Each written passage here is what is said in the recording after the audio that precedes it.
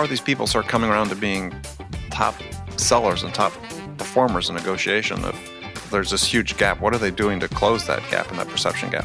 I don't know what they're doing to close the perception gap, but this is sort of the endemic challenges of doing research like this, is that you are essentially basing a certain amount of this on opinions. But we did spot check the data to see from like a sales manager's perspective if the people that identified themselves as doing a good job achieving price targets, and if they were the one that they would want going into a negotiation, that they would say yes versus the other one.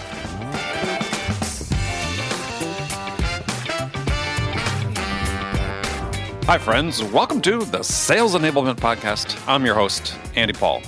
Well, that was Mike Schultz. He's the president of the Rain Group. And Mike's joining me today on Sales Enablement, episode 786, to talk about the report Rain Group just published on B2B sales negotiations.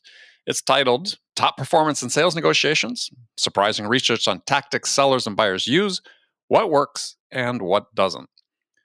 Mike and I are going to get into some of the key findings from the report, including why good business deals are often as much about good selling as they are good negotiation. We'll get into Rain's 6 essential rules of sales negotiation and what Mike's team found was the most effective sales negotiation tactic and why that tactic is rarely seen by buyers. And we'll explore some very interesting data points that illustrate the huge gap between how buyers perceive how effective sellers are at explaining their value proposition and the ROI of their product and the seller's own perception of how well they're selling. Now, here's one example. Only 20% of buyers believe that sellers, including top performers, understand how their solution meets the buyer's business needs and the ROI it can produce. So we're going to dig into this and much, much more. Before we get to Mike, I want to let you know that the whole team of people who work to produce this podcast are incredibly grateful for all of you who support us by listening to the show, telling your friends, sharing it on social media, and most importantly, subscribing to the show and giving us your feedback in the form of a rating and a review. And if you haven't already connected with me on LinkedIn, please do. Search Andy Paul after the / Real Andy Paul. All right, let's jump into it. Mike Schultz, welcome back to the show. Well, thanks so much for having me, Andy. Always a pleasure to talk with you. You're joining us from Boston today, and you're a big Red Sox fan. You going to miss the start of the season? Yeah, I'm going to miss the start of the season. I'm an even bigger Celtics fan, so I'm missing the continuation of the season there. What about yourself? Soccer, big soccer fan, but with a connection to Boston because my team is Liverpool and they're owned by the Fenway Sports Group. Oh, there you go. Yeah, so yeah, big hole in my early Saturday mornings without being able to turn on a Premier League game. Yeah, you said I think you're in Boston, and I think I'm in Boston too. I haven't left my house in about a month, so maybe I'm in Boston, maybe I'm in Oz. It's really hard to know. Yeah. No, we've gone. I think our record is we've gone 2 weeks without leaving the house, but at some point we just had to get out and take a walk.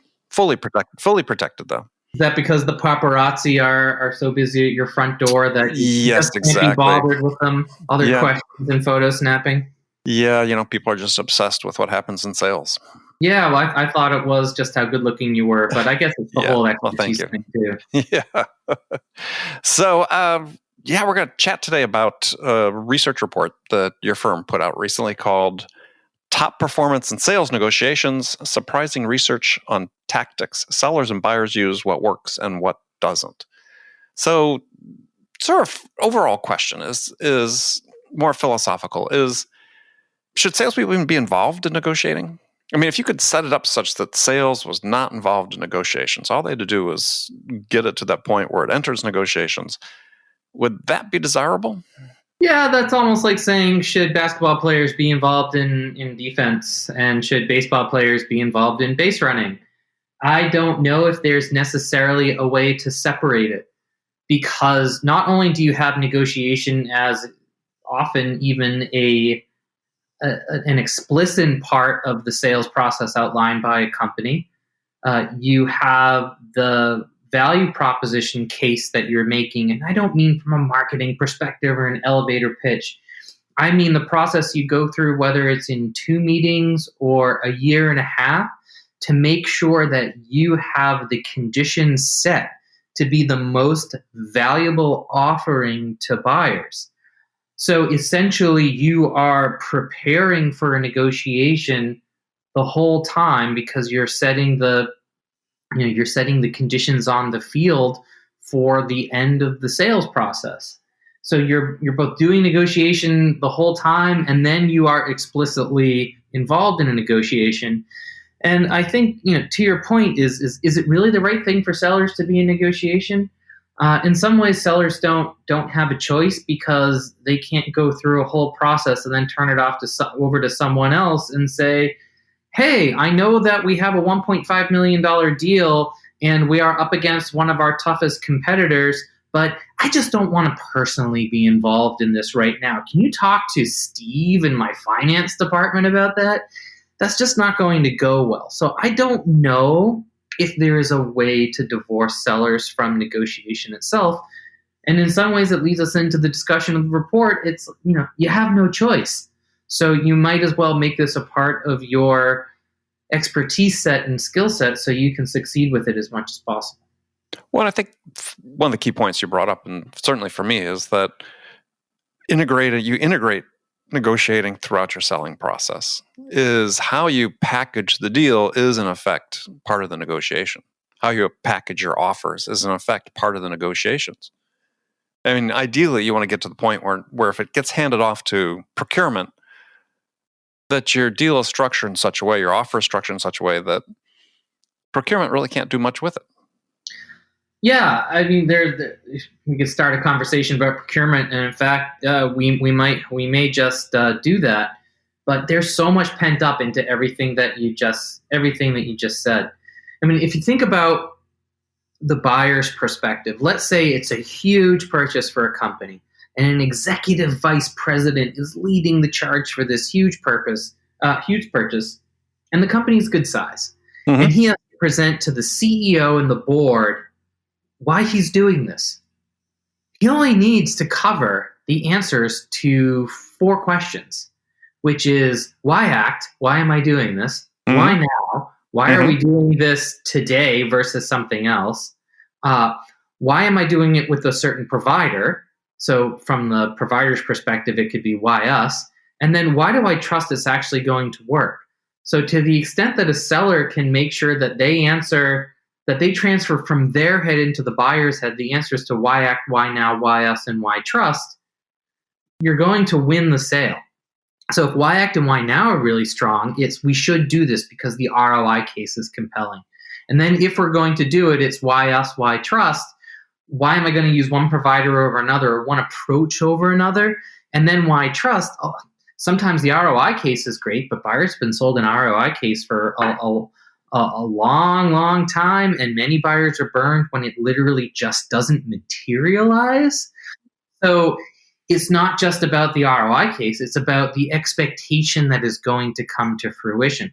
But again, if they can answer why act, why now, why us, why trust, then you are in the position where the buyer is absolutely going to do it. And then the why us, why trust, it's the alternatives are not as good. So we don't have the leverage that we would have from the buyer's perspective to go hammer them on price, for example. So you're leading up to this the whole time, and then when it comes to purchasing, I'll just make a point. One of the things that we found with purchasing is that the business buyers, you would think that the business buyers and purchasing, they're part of the same company, they're fine.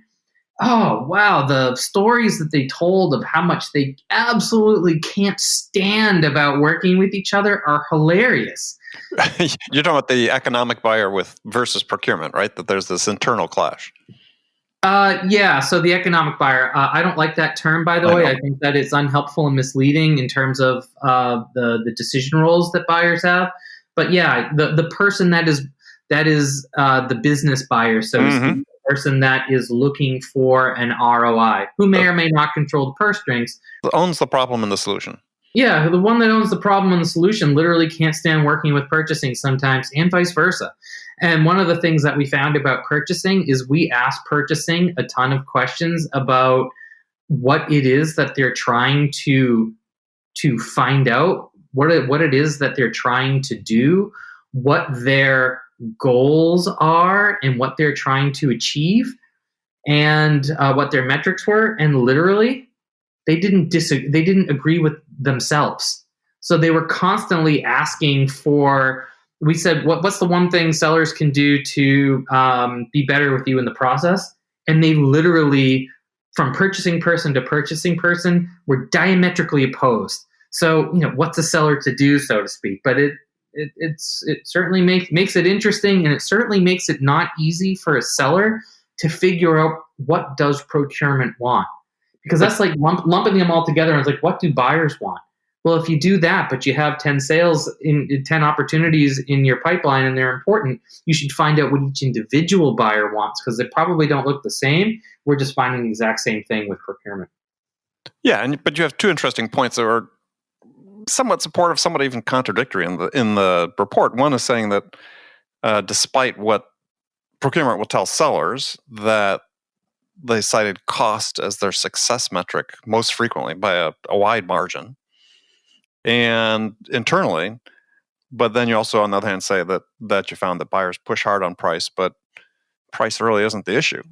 Yeah, well, it's kind of funny. So the price is less of an issue with the business buyers, and we asked, there were probably, there's been a ton of there's a body of research over the last 50 years that I've seen on how price sensitive buyers are and just how price sensitive people are and consumers are.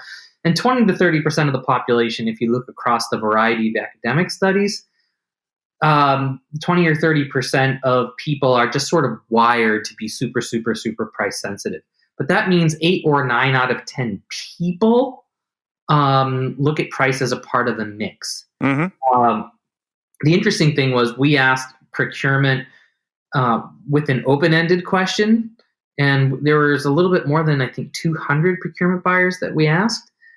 We asked them what the purchasing metrics were used to determine their success, and 62% of them cited cost factors. Meanwhile, we looked at the actual mission statements of some of these purchasing departments. We didn't identify anyone, but it was things like this. Purchasing department mission statement. This is an actual one. Purchasing is dedicated to providing and managing for our customers the most effective and efficient procurement processes and procedures for the acquisition of quality goods and services in the support of our company's mission and goals. Listen to this. Primary consideration is to provide the best possible quality goods and services to our constituents, with price being secondary to quality. However, when we ask the people in this purchasing department what their success metrics are, they all said cost. Right.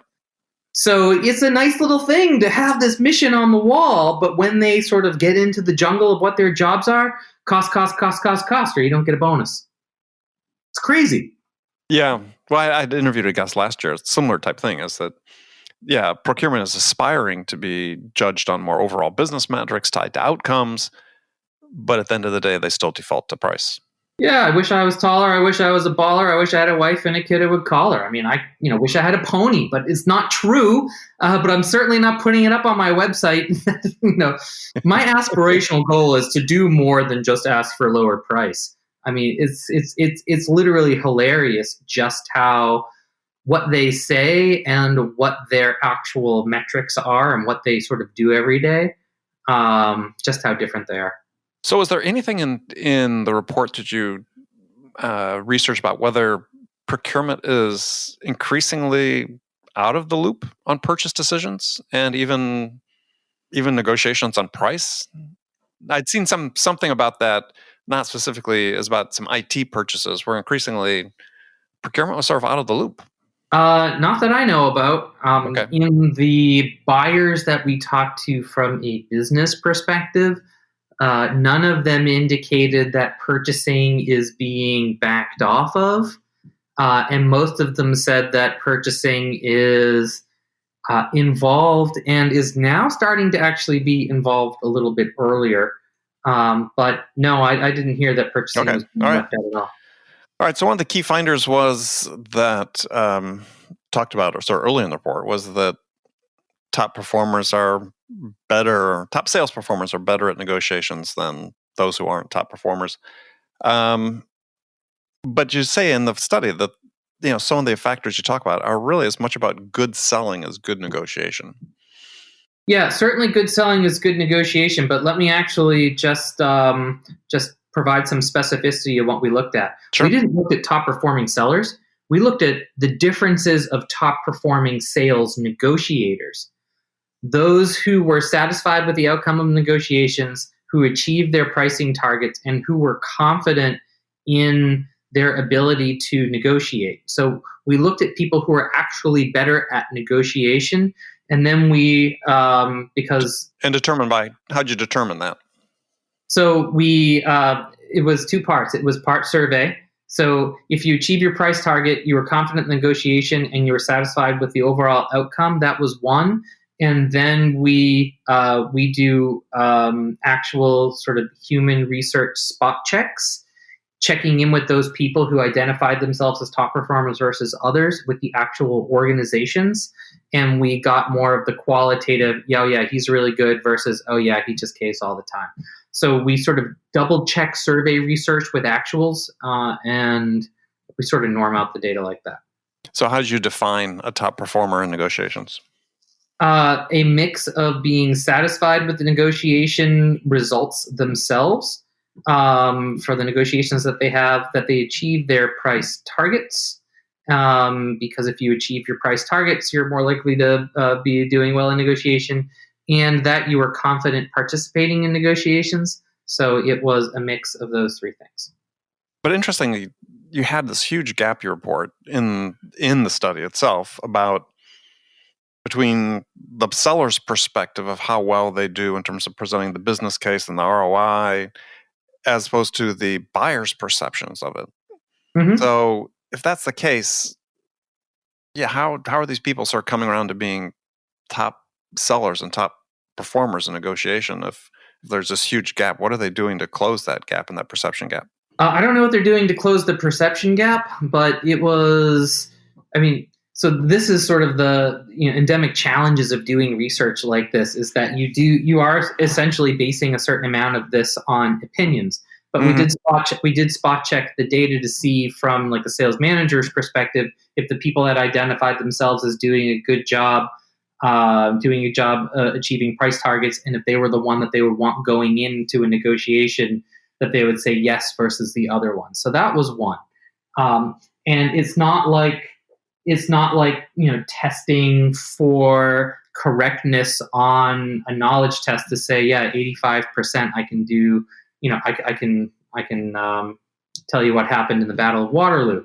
So it's really hard to be precise about these kinds of things. But I think the gaps were in the opinions of what the buyers liked versus didn't like, what the buyers appreciated when sellers did versus what the sellers thought that they liked or didn't like. But sort of based on the hard facts of being satisfied with the negotiation and achieving your price targets on a win, that was sort of the identification criteria versus the lens by which they said the negotiations, they appreciated or didn't appreciate.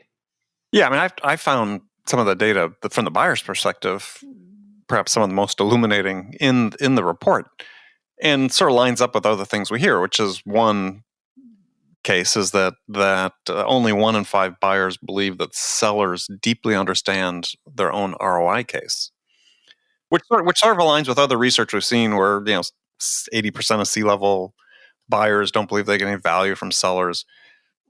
Buyers clearly feeling this.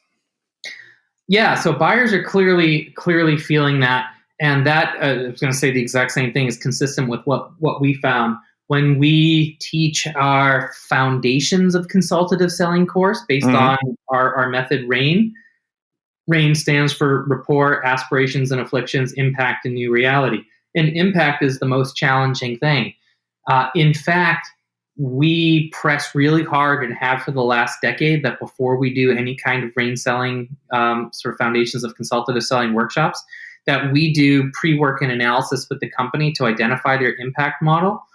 Because in the actual classrooms, sellers are literally like deer in the headlights when it comes to doing investment and return modeling. And to be able to say, what am I actually going to change for you that's going to get you a financial result? That kind of financial literacy is one of the the most difficult things to find. However, in the top performers versus others, in the self-identified top performers in terms of achieving their price targets and confidence in negotiations, the sellers themselves were more than double the likelihood that were top performers to say they understood how the solution met the buyer's business needs and ROI. 66% of the top performers answered that in the affirmative, and only 31%, only 31% of the rest said, we understood how our solution met the business needs and ROI. It's a big report. That one's on page 22. I can't remember all of this. It's an 80-something page report. But it sort of works out when you think about the math, though, is that if you take 60%, assume you have an 80-20 distribution, it works out to about 13-15% of sellers, not too far from 1 in 5, that are able to do that. Pretty much. So that is actually a good takeaway for the sellers. Ask yourself, look in the mirror and say, can I do the math that would be impressive to the CFO of my buyer, and say that is not just a wild ROI case, but a plausible ROI case based on solid underlying changing of assumptions that I believe you could make the case could be achievable for me. Right. Sometimes with the ROI calculators out there, it says, well, if you give us $10,000, you'll get $100 billion in the next 3 weeks. And it's just it's all just a load of crap. Well, and the buyer knows that too. To make a plausible, defensible ROI case, if you can't do that, get help, because it makes a huge difference. Right. So, which identifies a huge gap that I've been talking about for a while in sales, and I'm sure you have as well, is that we've got this gap of, we'll call it business acumen, financial literacy gap. In sales. And it speaks directly to what you're just talking about is, I might be able to come make a pitch about what we do and what the value prop is, but when I got translated into action that's relevant to the buyers, we really fall short. So how do we train people in this? This to me is, how do we educate people about this? Because I don't see companies doing it. And it's certainly not happening. It's not like we expect people to come out of college and know this. A lot of this is experiential based.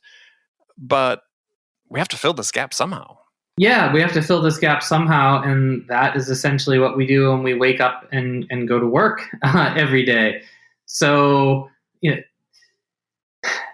in some ways, this sort of ROI case making, and you do sort of have to, there's a certain amount of financial literacy training, but it's usually only 3 or 4 or 5 factors that need to move for you to be able to show how an impact case actually becomes sort of financial. So it's usually not as big of a leap as people think. But it's the kind of thing that if you don't know that, and then the buyer says, well, we're going to need a better price. If you don't have a plausible understanding of the ROI case, then you're just playing a game of chicken. You don't want a negotiation to be a game of chicken or a game of tactics. You want to understand your leverage because of the difference that you can make.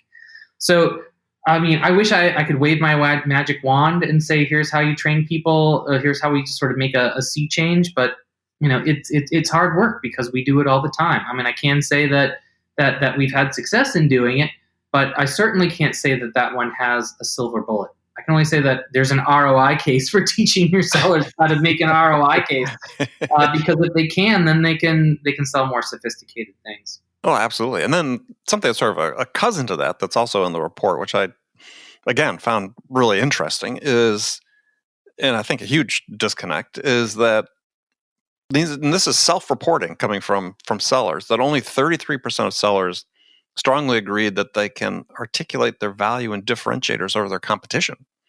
Yeah. That one I sort of stopped on that one. It's like self-reporting, right? You'd expect salespeople to self-report something different. Yeah. Is only a third said, we really even know how to sell our product and position it against the competition. Well, and that was in the conversations that we had, that was a thing that came up. And we talked to some people at, let's call them big software company. And that big software company, we would say things like, how does your software make a difference? And they would say, oh, most of our clients are doing 1, 2, and 3. And when they change it, they save this, they save that, they make more revenue, things go faster, they have less heartache, all that kind of stuff. And then when they said versus the competition, they would say, yeah, competition can do the same thing. So the tough part was making this case against the competition. More people were able to make the general do it or don't do it case. Right. But when it came to the competition, that was something that, the sort of what we call the ability to succeed in the win lab. If you're going after a huge sale, the buyer's going to say yes. The question is just who do they say yes to? Mm-hmm. This is a more sophisticated and muddled battle kind of thing that sellers have to go through to be able to win. But just in general, yeah, that's another area that's tough. And it's kind of funny. We asked a lot of the buyers, just you got me thinking about the buyers and what works for the buyers. Almost everyone, when we asked sellers to guess, we had a webinar with over 1,000 people, and we said, of these 5 tactics, what do you think is the number one tactic that works the best for buyers? And we listed 5 tactics. One of them was we need a better price. And another one was meet us in the middle. And everyone thought that was 1 and 2.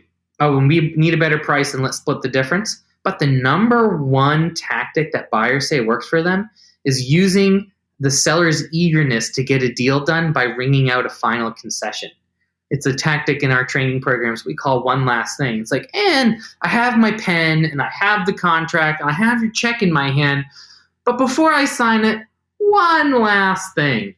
Sellers fall all over themselves at their time of lowest leverage and drop out one final concession. So it's just hilarious, the kind of things that, in part, when we're talking about ROI and we're talking about sort of battle planning against the competition, that sort of big heady stuff. But the buyers are like laughing all the way to the bank when they just like ring out a final concession because they ask. So there are the sort of basic tactical, facepalm kind of stuff that a lot of our clients, as much as we can show them how they can have huge wins if they can do the sort of more heady stuff, they also just save a % or 2 here on margin like crazy by just not getting their ass kicked by stupid crap that they don't have to get their ass kicked by. Yeah, the usual BS tactics that the procurement uses because they work, right? No, and the business buyers do them as well. Yeah. So just briefly, we don't have a ton of time left, but I just wanted to go through quickly your 6 essential rules of sales negotiation. First one, always be willing to walk. Yep. So always be willing to walk. A lot of sellers going in, and you can almost feel it if you're observing the sale. It's like they need the sale. And once buyers feel like the seller is just itching to make the sale, they know that they can squeeze you until the very last second, until you're basically crying before you say, forget it, I can't do this. But when in your mind, and that's why this is first, in your mind as a mindset, if you go in knowing that you do have leverage and you do have value, and that if the buyers don't want to buy, then you can just go someplace else, they can feel that. And the seller, and that's sort of like just a precursor to any ability to succeed with sales negotiation. And it's so important. I learned this lesson. It's just a story I tell myself is my first big over $1 million deal. And so it was in Midwest. I fly out there with my boss, and I had no idea he was going to do this. And this was meant to be the last meeting. We were going over, final points, negotiating with the CEO and C-level people, the buyer. And at one point, my boss, the VP of sales, just gets up and says, well, I thought you guys were serious buyers. Thanks for your time. And walks out the door. He doesn't say, Andy, come along. He just walks out the door. And I'm sitting there, my jaws dropped, right? It's like, oh, shit. I have this big deal sitting here. And so he seems like he's gone. So I get up and start walking out. Yeah, they come chase us down and say, yeah, we want to buy it. But I mean, he showed it to me firsthand. Yeah. Like, don't toy with me. Yeah. And you're sitting there like, I just learned from Don Corleone how to do. I just about wet my pants is what I did. Yeah. So the second one is build value. We sort of talked about that. Two parts of build value. One is you have to do a great job in the sales process, making sure that you answer those 4 questions. If the buyers know why act, why now, why ask, why trust, you'll be in great shape to start, and the alternatives won't be as good. Second is when you actually get down to especially big agreements, sometimes this is literally where the win-win stuff comes in. And by the way, we didn't find the top performers to be more likely to use win-win over other kinds of things. So that's a different discussion. But let's say you're in the position where you're literally trying to solve problems. Instead of just cutting price here and cutting price there, we find a huge amount of sellers, if they can come up with creative solutions to contracting terms, agreements, added value, they can hold price in ways that really make buyers happy without just cutting it. So if to the extent that you can figure out value before the negotiation and during the negotiation itself, you can be much more successful. Yeah, absolutely. There was a research report reported on the HBR, Harvard Business Review, I don't know, this was maybe 8 years or so ago. These professors talk about tie-breaking selling. And they'd done some research and found just what you just talked about is oftentimes when you get to that last bit and you're tempted to cave that extra 1-2 points on price to close the deal, he says, find the non-cash things that make a difference. Mm-hmm. And they all exist. You just got to be creative in doing it. And then what they found actually is the buyers are more likely to close with those people offering those types of solutions than somebody saying, yeah, here's an extra 1-2%. Yep. In fact, they really appreciate those non-cash things for sure. Okay. Well, the last one we'll talk about, people have to read the report, go to your website and get that, is you start talking about trade, don't cave. And be creative, find a way to come up with something that's I said, perhaps non-cash. Yep. So it's not just find something, but it's literally just like don't cave. So if someone asks you for something, don't just say, yeah, sure. In 90% of the situations, it's better to ask for something back. And I will leave it like this. Top performers are 2.6 times more likely than the rest to be prepared to trade, meaning that they know what they can offer back to say, I can do X, Y, Z, but that's kind of a big ask. Would you guys be willing to do a video testimonial for the work that we do with you, assuming that 3 months from now you're happy with how things are going? You can get something like that, and that company is a huge name. That could be worth $50,000 to you. Yeah. But what are you prepared to ask for? Well, and part of what you may be prepared to ask for, part of what you may trade is say, yeah, we could do that, but we'll have to take this off the table from a deliverable standpoint. Or we certainly could drop the price on that, but right now we're looking at an 18-month license. Could we go to a 21-month license and extend the license by just 3 months in order to achieve your overall target of et cetera, et cetera? So so it depends, and that's where you have to be able to do the math to know the financial value of what they're asking for and what you want to ask for back. Yeah, when I was selling really multi-million-dollar deals, my most effective technique was what I talked about is we had this whole thing put together, the offer, so that if they tried to negotiate on any one part, we'd say, yeah, well, we could pull that part. We could descope the deliverable based on your needs, but if you want a lower price, and the business buyers would never let that happen. Mm-hmm. And they would always rule the day over procurement at the end of the day. Absolutely. All right, Mike, fantastic as always to talk with you. How can people learn more about this report and RAIN and so on? Pretty straightforward. If you just go to raingroup.com or Google Rain Group, you can go to our negotiation section of research and pick up a copy of the report. We also, in our white papers, have an abridged version for anyone to download based on the research here. Just find the negotiation white paper and that'll be it. All right, perfect. Well, Mike, as always, fantastic to talk to you and look forward to doing it again soon. Thanks so much, Andy.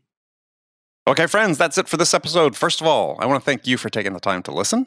We're so grateful for your support of this show. And I want to thank Mike Schultz for sharing his insights with us today. If you enjoyed this episode, please subscribe to this podcast, Sales Enablement with Andy Paul, on iTunes, Spotify, or wherever you listen to the podcast. If you could also leave us a rating or review and let us know how we're doing, we'd appreciate it. You can do all that on your phone in less than a minute as soon as this podcast is over. So thank you for your help. And thank you so much for investing your time today. Until next time, I'm your host, Andy Paul. Good selling, everyone.